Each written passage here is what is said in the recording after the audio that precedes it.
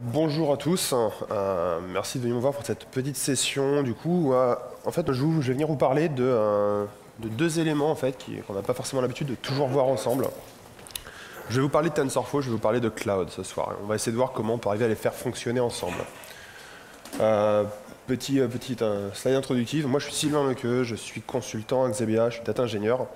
Je suis également formateur Cloudera, je suis formateur Spark Machine Learning. Donc voilà, pas mal de petites passions qui m'amusent en ce moment, notamment une qui est le deep learning. Ce soir, pas ce soir, on n'est même pas le soir en fait, on est plutôt le matin. Ce matin, je vais vous parler en fait de ce que je dis de deep learning de cloud. Donc je vais essayer de faire une petite introduction de quelques minutes, très brève, pour être sûr que tout le monde soit au même niveau. Alors je ne rentrerai pas à un niveau de détail extrêmement technique sur cette partie introductive, c'est juste pour avoir quelques bases. Donc premièrement, on va dire le deep learning, on va essayer d'expliquer ce que c'est en 3 minutes, 3-4 minutes maximum. Historiquement, on fait du machine learning. Alors, le machine learning, ça consiste à quoi? C'est de dire on a des questions. De ces questions, on a de la donnée pour essayer d'y répondre. Donc la première étape, ça va être de dire on va chercher à trouver des informations, à extraire des informations qui sont spécifiques à mon problème depuis cette donnée, ce qu'on appelle feature extraction.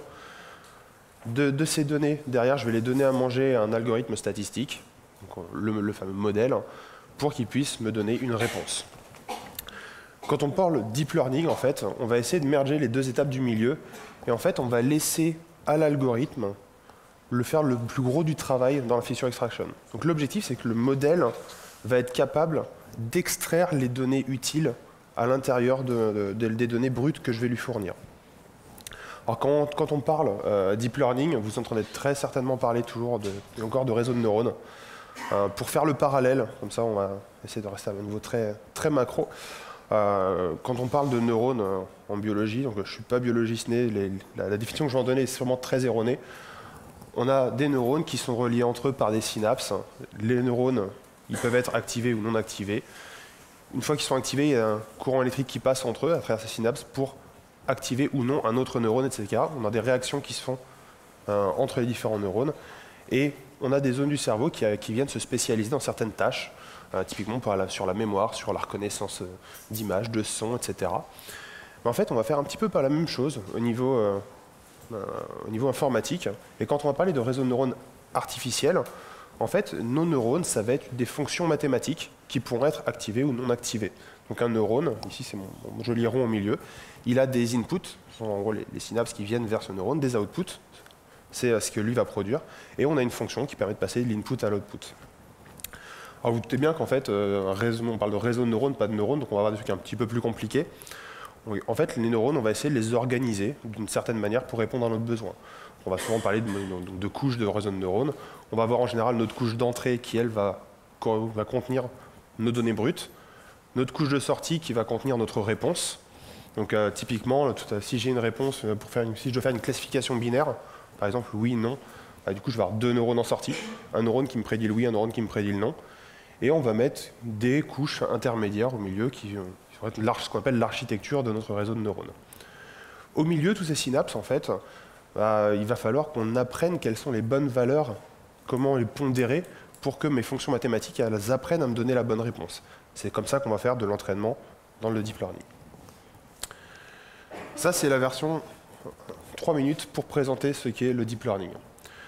Ensuite, je vais parler de cloud. Donc, du coup, je sais qu'on n'est pas du tout dans une conférence orientée cloud, plus orientée data, mais je vais essayer de réintroduire juste les concepts de base également. Quand on est dans le cloud, en fait, en général, donc le premier truc qu'on utilise, c'est ce qu'on appelle l'IaaS, l'infrastructure as a service.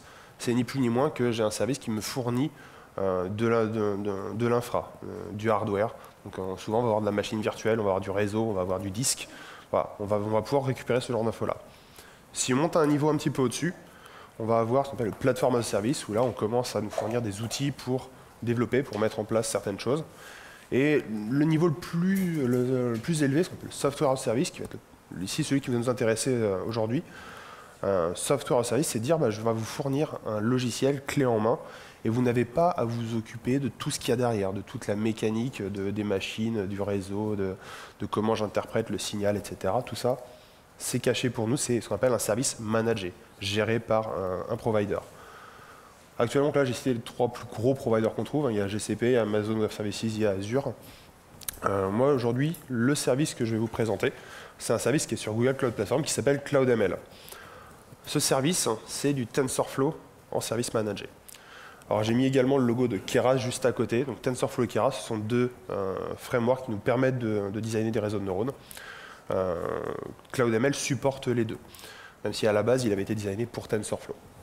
Et il va nous permettre de faire 2 choses, 2 actions principales, ce service, la phase d'entraînement de notre réseau de neurones et la phase de prédiction. Comment ça fonctionne globalement? Encore une fois, on est à ce niveau assez macro, on rentrera dans le détail par la suite. On a premièrement, donc en haut à gauche ici, ce qu'on appelle un training job, une tâche d'entraînement de notre modèle. Ça, c'est juste de la métadonnée, en fait, il n'y a pas grand-chose à ce niveau-là. Quand on va déclencher cette tâche, concrètement, ça va aller sur un autre service manager qui s'appelle Compute. C'est la partie IAS, ça va démarrer des machines pour nous, ça va faire l'entraînement. Donc les données, il a besoin de données en entrée et il va produire des données en sortie, qui sont le modèle. On va utiliser un 3e service qui s'appelle Cloud Storage. Donc là, c'est la gestion du file system distribué, donc dans lequel on va avoir nos photos, ou nos sons ou nos données en input. On va avoir notre modèle en output. Donc notre modèle, on va venir le déposer ici dans un répertoire. Et ce fichier, on va venir le mapper dans le premier service qui était CloudML, ce qu'on appelle des versions d'un modèle. Alors, c'est le terme un petit peu particulier. En fait, un modèle au sens CloudML, ce n'est pas un modèle au sens TensorFlow. Ça va être plusieurs modèles au sens TensorFlow. En tout cas, une série de modèles qui sont les différentes versions qu'on va avoir de notre modèle. L'objectif, c'est de se dire qu'on va avoir plusieurs versions du modèle qui essaient de répondre à la même question, qui peuvent plus ou moins bien marcher suivant certaines circonstances, suivant certaines conditions. 2 versions ne veut pas forcément dire que l'une va après l'autre. Ça peut être tout simplement que j'ai une version qui marche mieux le week-end, une version qui marche mieux la semaine, en fonction du comportement de mes utilisateurs, par exemple. La petite particularité, ce qui n'est pas forcé par CloudML, mais vous verrez qu'en fait, ça a un gros avantage. Ce que je vais vous recommander, c'est de dire on essaie de faire en sorte que toutes les versions de notre modèle aient le même format d'input. Il faut avoir le même tenseur, la même représentation des données en entrée. On comprendra pourquoi juste après. Enfin, dernier slide introductif, et après on va rentrer un petit peu dans le code et dans l'implémentation. Le use case que j'ai choisi de vous présenter aujourd'hui, alors c'est un use case qui me tient un peu à cœur, c'est un projet sur lequel je bosse depuis à peu près 1 an avec d'autres Xabians. En fait, on s'était dit il y a 1 an et demi, 2 ans à peu près, c'est cool, on peut maintenant faire du TensorFlow sur des devices mobiles, on va pouvoir faire de l'embarqué. Et donc du coup, on s'est dit comment on peut faire ça. Donc on avait développé une petite application pour faire de la reconnaissance d'images, dans le but de faire de l'apprentissage de langue un petit peu ludique. C'était le fameux projet Magritte. Donc là, vous voyez sur une petite conférence, je vous conseille, si le sujet vous intéresse, il y a pas mal de conférences qu'on a données l'année dernière sur le sujet, souvent sur le même libellé qui était « Faites chauffer les neurones de votre smartphone », avec du deep learning. Donc si vous cherchez ça, vous retrouverez toutes les vidéos qui parlent de ce sujet. Et donc du coup, nous, on va essayer de partir sur ce sujet, sur comment on va pouvoir faire transposer ce modèle dans le cloud. Alors pourquoi? Tout simplement parce qu'en fait, quand on entraînait le modèle, donc c'était Johan qui s'occupait d'entraîner le modèle, en fait, à chaque fois qu'il l'entraînait, on avait son Mac, dès qu'il l'ouvrait, qui commençait à chauffer, parce que c'est quand même très consommateur en ressources, et des fois, il devait laisser tourner son Mac allumé pendant plusieurs jours pour arriver à avoir un modèle qui soit vraiment bon avec le truc qui commence à bien chauffer. On s'est dit, pourquoi pas essayer de le mettre dans le cloud, et c'est ce qu'on va faire aujourd'hui. Donc c'est parti, on commence. Alors du coup, première étape, quand on va vouloir passer le modèle dans le cloud, déjà on va vérifier qu'il marche en local. Donc on va essayer de voir comment ça se comporte sur un modèle en local. Pour ça, en fait, on va utiliser ce qu'on appelle des modèles pré-entraînés. Des modèles pré-entraînés, il y en a disponibles dans TensorFlow, dans Keras. Ici, j'en cite 2, qui sont Inception V3 et VGG16. Pour le projet Magritte, on avait utilisé Inception V3, initialement. Quelle particularité on va voir sur ces réseaux de neurones? C'est que tout à l'heure, je vous ai montré un réseau de neurones très simpliste, avec il y avait 8 neurones dans mon schéma. Souvent de fois, un vrai réseau de neurones qui répond à un vrai problème va être un peu plus complexe que ça. Et quand je dis un peu plus complexe, typiquement dans Inception V3, on a à peu près 23 millions de paramètres pour optimiser notre modèle. Sur VG16, on monte à 140 millions à peu près de paramètres à apprendre. On n'est pas sur les 3 x 3 plus 3 x 2 poids qui étaient dans mon modèle tout à l'heure. D'autant plus, la disposition de mes neurones, ce qu'on appelle l'architecture de mon réseau de neurones, a une importance sur ce que je vais pouvoir apprendre. Donc on va retrouver des couches qu'on appelle des couches convolutionnelles, des couches de pooling, des couches de réseau récurrents. Toutes ces choses-là, en fait, elles sont bien disposées, bien comme il faut au niveau de ces modèles Inception ou de mes VGG. Et ce sont des modèles qui sont spécialisés sur certaines tâches. Donc, typiquement, ces deux modèles-là sont spécialisés sur la reconnaissance d'images. Donc c'est parti, on va tenter la première démo. Alors vu qu'on va essayer sur le cloud, on va voir si ça marche. Déjà, ça va être le verdict. Est-ce que Kim va nous permettre de le faire? Alors, on va démarrer ceci. On va démarrer un joli petit notebook. Je vais essayer de zoomer un petit peu. On va partir ici. Hop. Alors, tac. Le zoom qui est tout là-bas. Un petit peu loin. Raté. J'étais pas loin. Ah. Voilà, au moins vous pourrez voir quelque chose. Donc du coup là je suis dans un notebook, hein, c'est juste un moyen d'exécuter du code de manière assez simple sur du code Python directement et de vous montrer ce qui se passe. Donc première étape, je fais mes imports qui vont bien. Deuxième étape, chose qui est assez cool, là je suis dans Keras, j'ai accès directement à Inception V3. Il me suffit de lancer le Inception V3 avec un paramètre et ça me le charge. Je vais commencer à regarder ce qu'il y a dans mon modèle. Alors, je vous disais tout à l'heure que le modèle est assez complexe. Si je demande de me lister toutes les couches de mon modèle, donc là, je vais vous montrer l'output. Ça ressemble à ça quand le contenu du modèle. Je n'ai pas envie de me le repalucher à la main. Hier, ça va être très bien comme ça. Donc, on est bien aux alentours de 23 millions de paramètres, ce que je disais tout à l'heure. Donc là, 23 851 784 pour être précis. Et on est sur un modèle qui contient, c'est ce que j'ai printé ici, le nombre de couches, donc 313 couches successives. C'est un modèle qui est relativement complexe et j'ai pas envie de m'amuser à venir le refaire à la main et de le réentraîner moi-même. Et donc on va faire un petit essai, un premier petit essai. Donc on va partir, on va charger une image que j'ai en local. Donc si je charge l'image, voilà, on a une jolie banane, c'est magnifique. Je me fais je connais ici une petite fonction juste pour charger mon image et la mettre dans un tenseur TensorFlow. Et si j'envoie ça à mon modèle de prédiction, que j'affiche mes prédictions, j'obtiens un score voilà, de confiance à 99,99% que c'est une banane. Et le label suivant, c'est une orange, mais il est confiant qu'à 10 puissance moins 7. On se dit que là, on est à peu près bon. On a des prédictions qui sont correctes sur le modèle qui est fourni par défaut dans TensorFlow. Jusque-là, ça paraît cohérent. On utilise le truc par défaut, il marche bien. C'est cool. Ça marche en local. L'étape suivante, c'est que du coup, mon modèle, je vais devoir l'exporter. Je vais devoir le mettre quelque part pour pouvoir l'emmener dans le cloud. Alors, l'export de modèle, on va utiliser un format de fichier qui s'appelle protobuf, qui est un format de transfert de données open source qui est fait par Google. Et en fait, quand on va exporter notre modèle, on va se retrouver avec un répertoire qui contient un fichier qui s'appelle savemodel.pb, donc qui lui va contenir la représentation de notre architecture du réseau de neurones et tous les poids qui ont été entraînés. Et on va avoir un dossier à côté qui s'appelle variables, qui peut contenir des éléments variables de notre réseau de neurones. Dans notre cas ici, on n'en aura pas.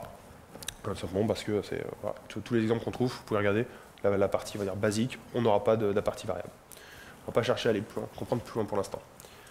Alors pourquoi je vais vouloir du coup exporter mon modèle? Parce que ce qu'on vous dit, c'est qu'il existe par défaut dans le framework, pourquoi je m'amuserais à le recréer?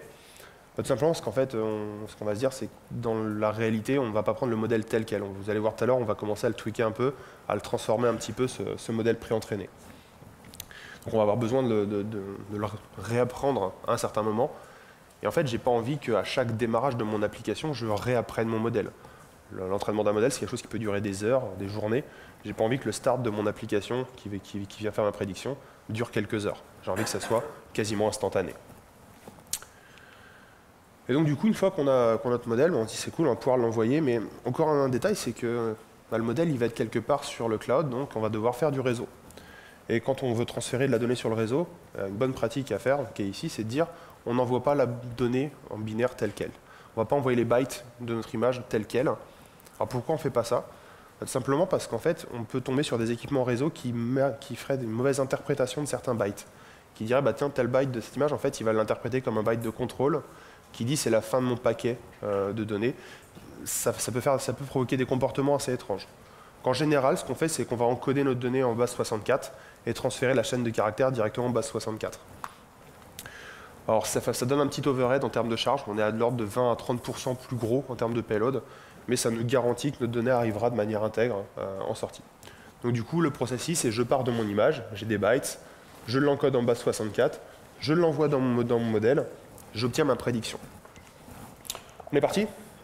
On essaye de faire ça. On va prendre le deuxième... Ah, je suis où? Je suis là.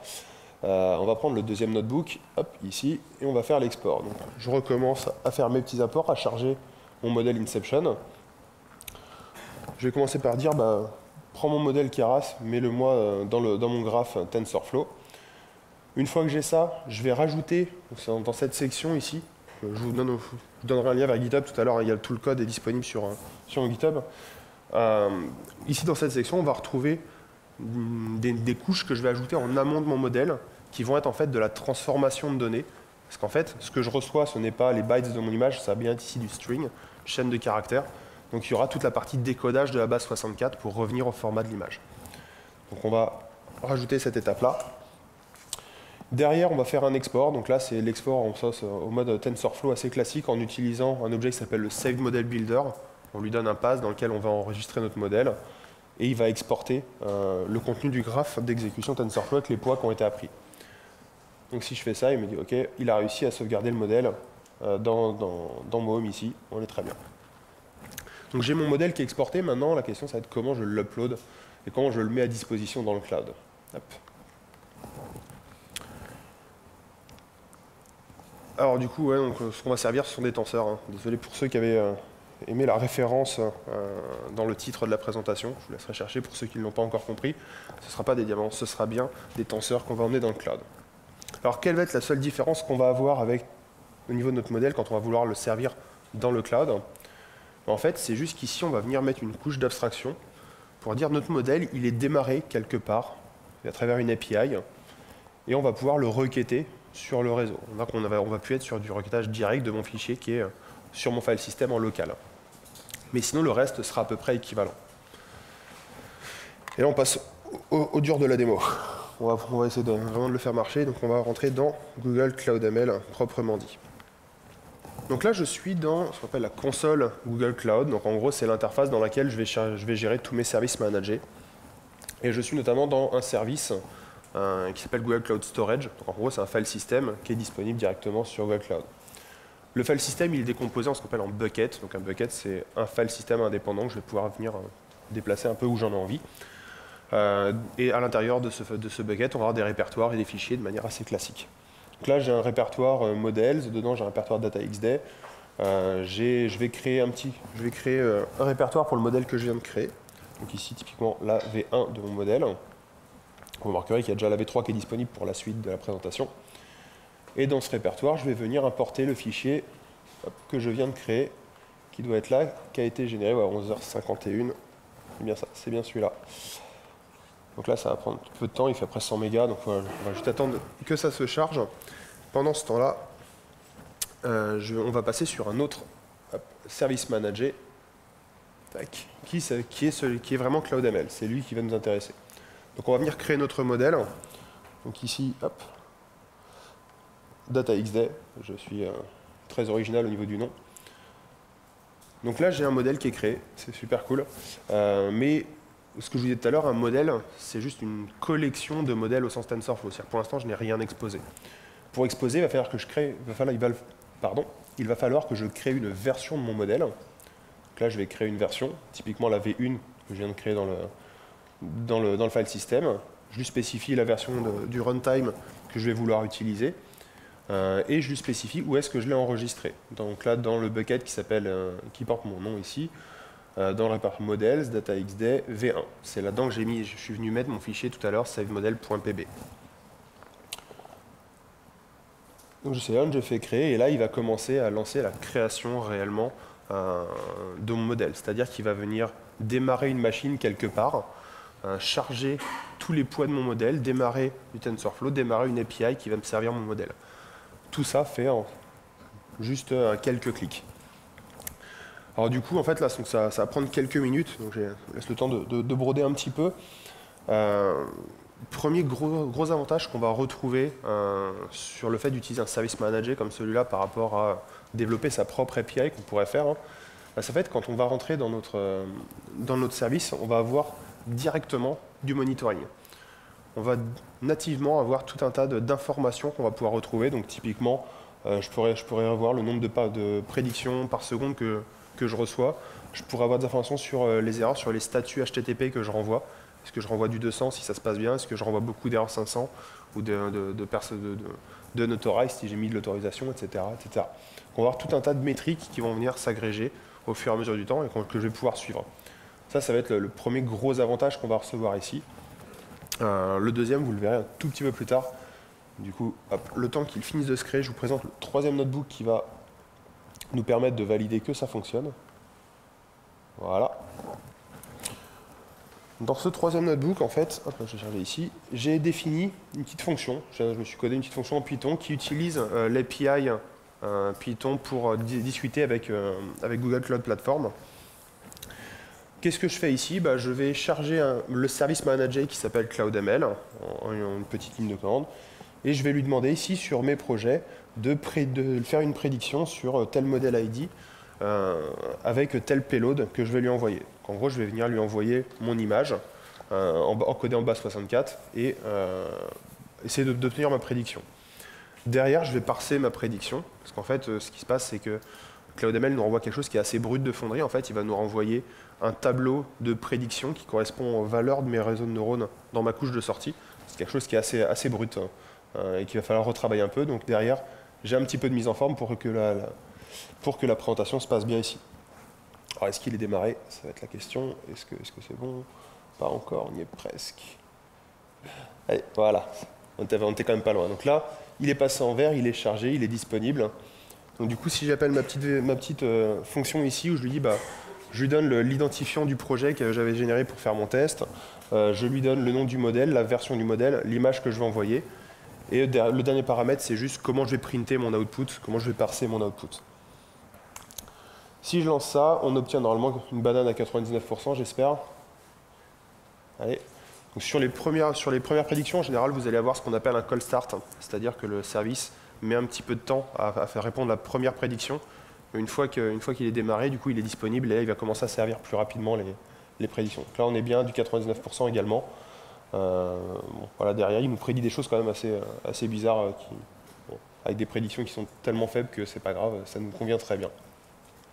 Donc là, j'ai un modèle qui est disponible directement, qui est hébergé sur Google Cloud, que je suis capable de requêter en quelques lignes de code Python. Et donc tout le déploiement, je vous l'ai effectué devant vous en une dizaine de clics qui peuvent être automatisés via des lignes de commande, évidemment. Donc du coup, déjà c'est bien ça, tout n'a pas pété, c'est cool. Ça fonctionne.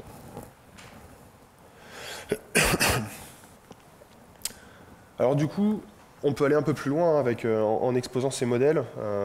Moi, ce que je pourrais vous conseiller également ici, c'est de ne pas faire en sorte que vos clients appellent directement le moteur de prédiction comme je l'ai fait ici. Essayez de mettre une couche intermédiaire, que ce soit par une API Gateway, que ce soit par derrière un système de fonctions type lambda. Alors, pourquoi faire ça? En fait, ça apporte plusieurs avantages. Donc, il y a des avantages qui sont plutôt des avantages techniques. Vous allez pouvoir notamment gérer tout ce qui va être moteur d'autorisation, d'authentification. Vous allez pouvoir gérer des contrôles de bande passante, typiquement, s'assurer que personne ne vient vous faire du déni de service, ce genre de choses-là. Mais vous allez aussi pouvoir avoir des avantages métiers. Typiquement, vous allez pouvoir faire du pré-processing de l'image directement, si vous voulez, dans la lambda. Ou alors, chose encore mieux, pour l'output, je vous ai dit tout à l'heure que c'est quelque chose qui est assez brut de fonderie, vous pouvez venir formater un JSON qui montrerait vos prédictions avec un vocabulaire métier, et non plus avec les valeurs numériques qui sortent du réseau de neurones. Également, il y a un autre avantage que vous allez pouvoir avoir si vous avez ça, c'est que vous allez pouvoir, dès lors, enfin, ne serait-ce qu'en activant ça, faire de l'A/B testing. Vous allez pouvoir dire, en fait, je veux vous envoyer vers telle version de mon modèle ou telle version de mon modèle, suivant une telle condition, et du coup pouvoir tester en live quel modèle répond le mieux. Alors ça ne marche que si vous avez respecté du coup ce que je vous conseillais au tout début de la présentation, c'est-à-dire que vos N versions du modèle aient les mêmes formats d'entrée. Évidemment, si vous n'avez pas les mêmes formats d'entrée, du coup, vous ne pourrez pas directement rediriger les deux flux de cette façon-là. Alors là, on est bien, on est presque au bout, seulement il se passe un truc, c'est que c'est cool, on a mis un modèle dans le cloud, mais en fait, c'est pas ça qu'on voulait faire. C'était pas ce modèle en fait qu'on m'avait demandé. Moi. Johan, il m'avait pas juste triché en mettant tiens, je mets Inception et ça marche. Il a fait quelque chose d'un peu plus compliqué, d'un peu plus poussé, et qui répondait vraiment à notre besoin. Pourquoi je dis ça, c'est que tout à l'heure, si on regarde la prédiction, il nous a dit ah, je suis confiant, c'est pas une horloge. Ah, c'est cool, il y avait une banane, mais c'est pas une horloge, c'est très bien.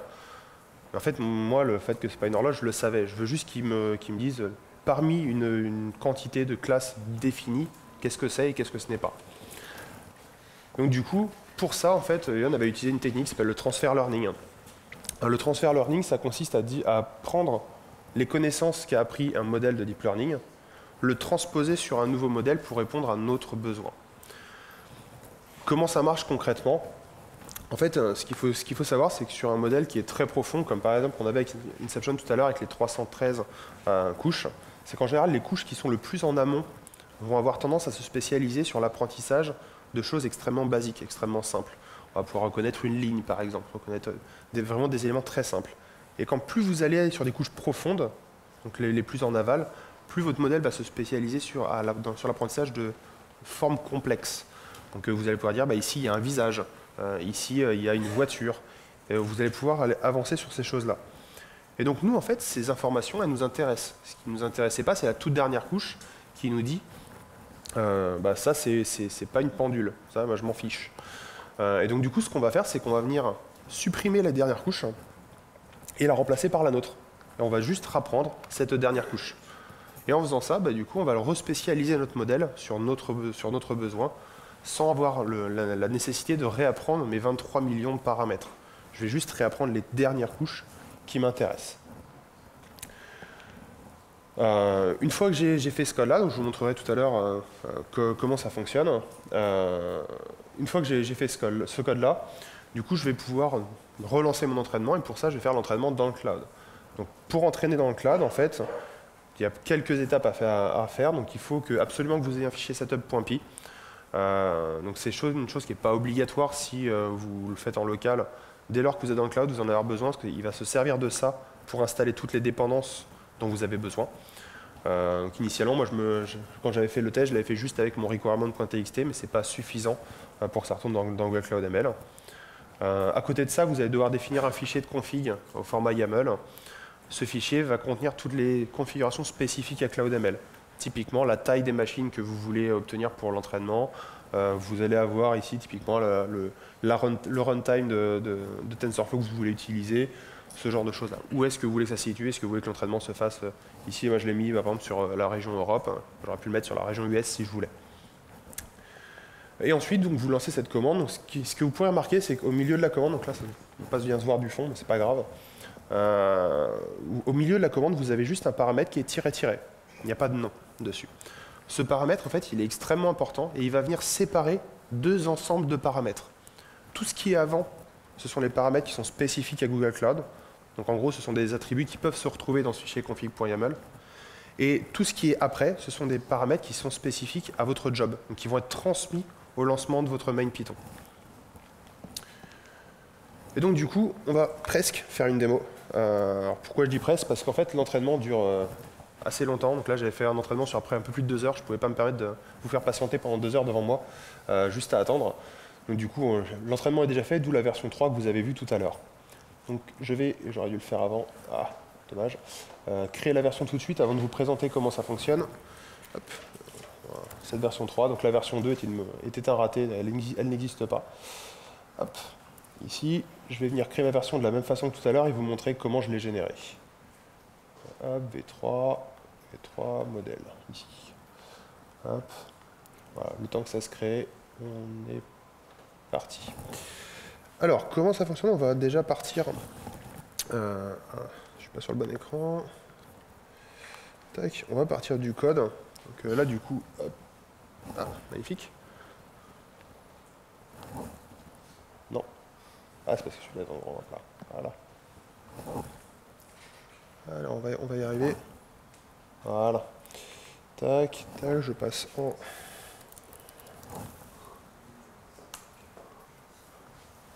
Voilà, il y a un peu trop de luminosité, mais... Hein. Donc encore une fois, le code est disponible sur le GitHub, vous pourrez le retrouver. La partie importante, alors si je peux encore, non, je peux plus zoomer là-dessus. La partie importante en fait va être ici. Je vais essayer de vous la décrire en quelques étapes. En gros, ce que je commence par faire, c'est je charge mon modèle et je vais créer un nouveau modèle dans mon runtime, dans ma session de TensorFlow. Et je vais lui dire l'input de mon nouveau modèle, c'est l'input de l'ancien. L'output, c'est presque la fin. Je vais prendre la 312e couche sur les 313. Je vais dire ça, c'est mon nouveau modèle. Et de ce modèle-là, je vais venir lui ajouter mes propres couches derrière. Donc ici, typiquement, on va lui ajouter une couche dense avec une fonction d'activation relue, une couche dense avec une fonction d'activation softmax. Chose assez classique quand on vient faire de la classification. Donc du coup, j'ai mes nouvelles couches. Donc maintenant, j'ai un modèle qui compte à 314 couches. Et ce que je vais faire, c'est que sur chaque couche, je vais venir setter un attribut qui s'appelle trainable. Je vais le mettre à false, sauf sur mes deux dernières couches, qui sont les deux que je viens juste de recréer. Donc en fait, quand je vais lancer un entraînement de ce modèle, juste en ayant seté cet attribut, je lui ai indiqué que non, il ne faut pas que tu réapprennes les poids de ces couches-là. Et donc du coup, la magie de TensorFlow va se produire, on va obtenir un modèle dans lequel l'entraînement ne se fait que sur ces deux dernières couches. Une fois, on va le réduire, tac, on va passer à gauche.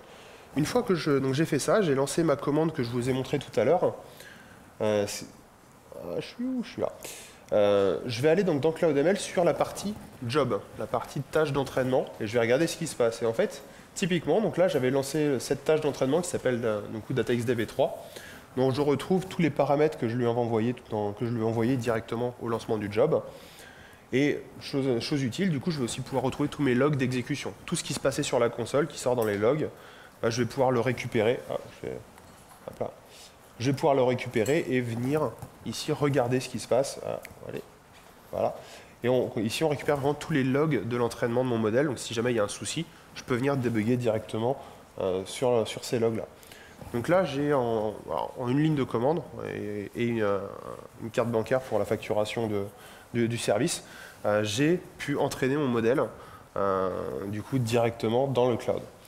Alors ici, j'ai fait de l'entraînement sur du GPU pendant près de 2 heures.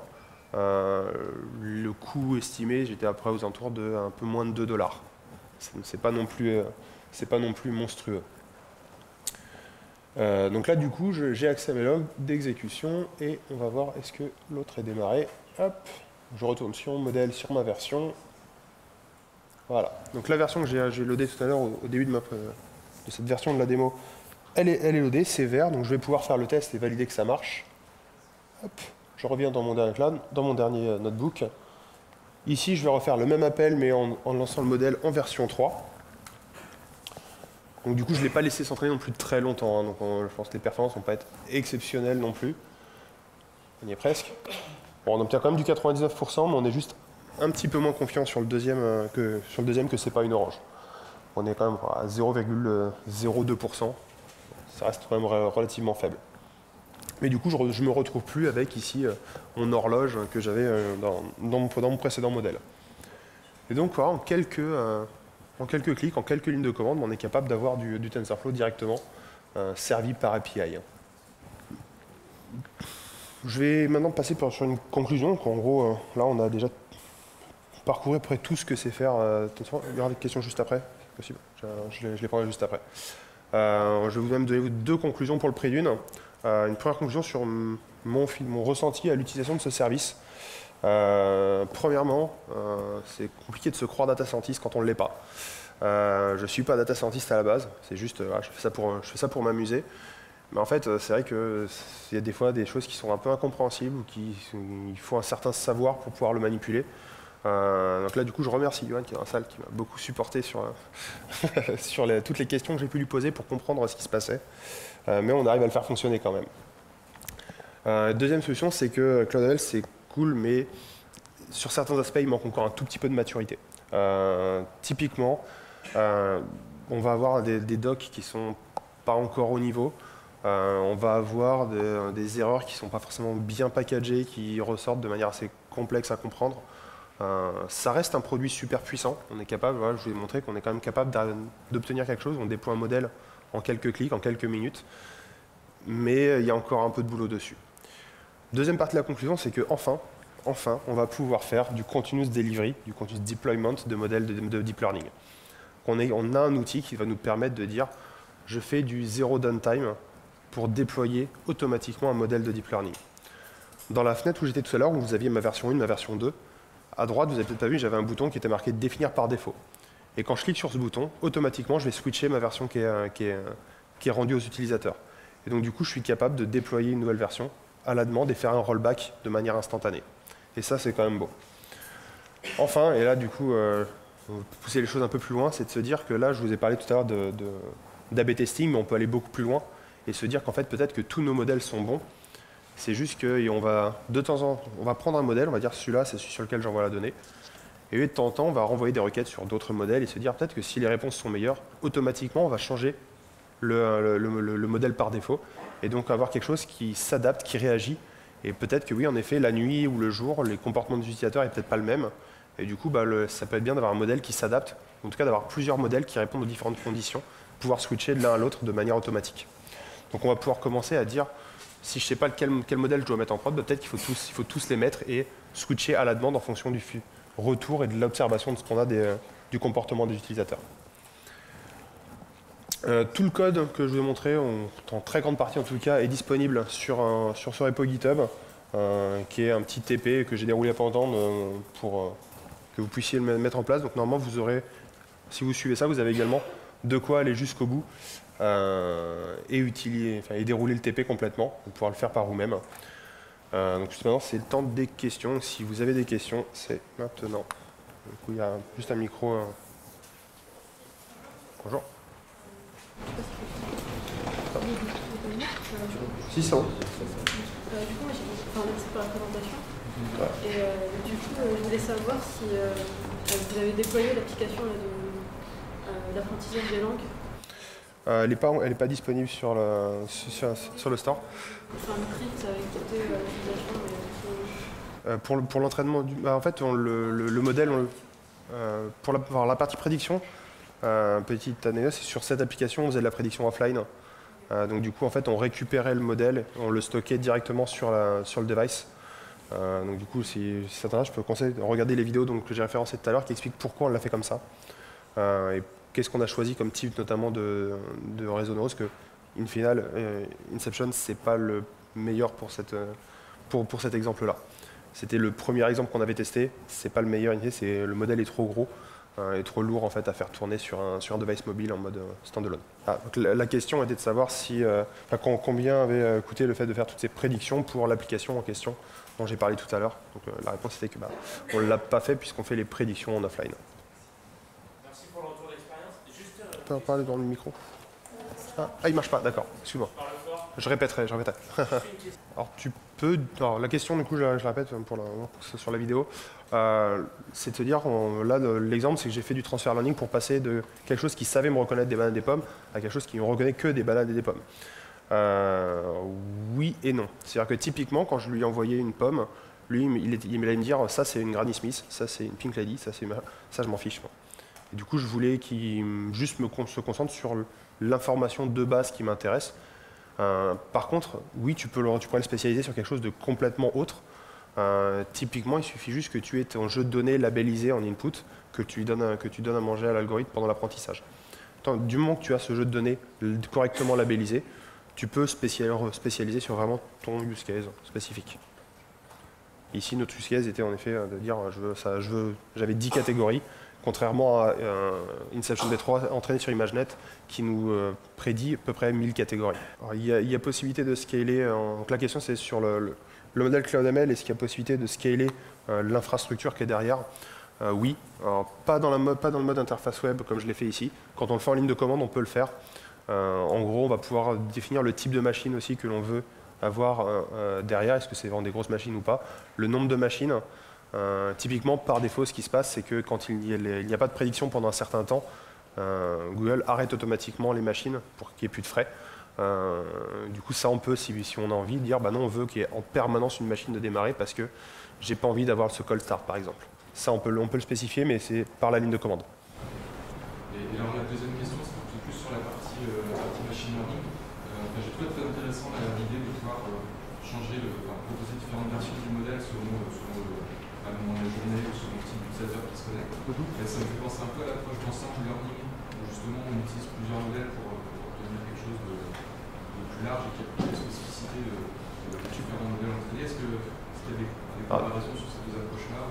Je n'ai pas de comparaison concrète à t'apporter. Par contre, oui, là c'était une possibilité de choses qu'on peut faire avec, évidemment. Oui, on pourrait évidemment se dire on va faire les prédictions avec tous nos modèles et essayer de comparer les résultats pour définir lequel modèle a répondu le mieux ou quelle est la réponse la plus répondue par tous mes modèles.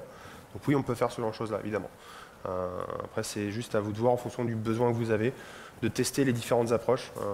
Moi, là, c'était vraiment dans l'exemple que je tenais, c'est dans le cas où mon comportement vraiment varie à un moment ou un autre, par exemple du temps, pour qu'on puisse avoir ce nouveau modèle. Je peux une question.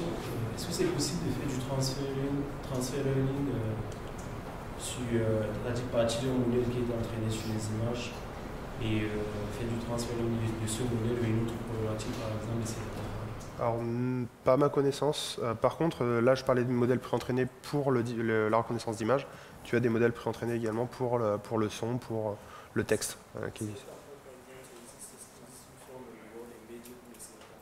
J'ai pas entendu. Est-ce qu'il existe une forme de reward embedding pour les séries temporelles? Je sais que ça existe par exemple. Je ne connais pas le modèle préentraîné pour ça.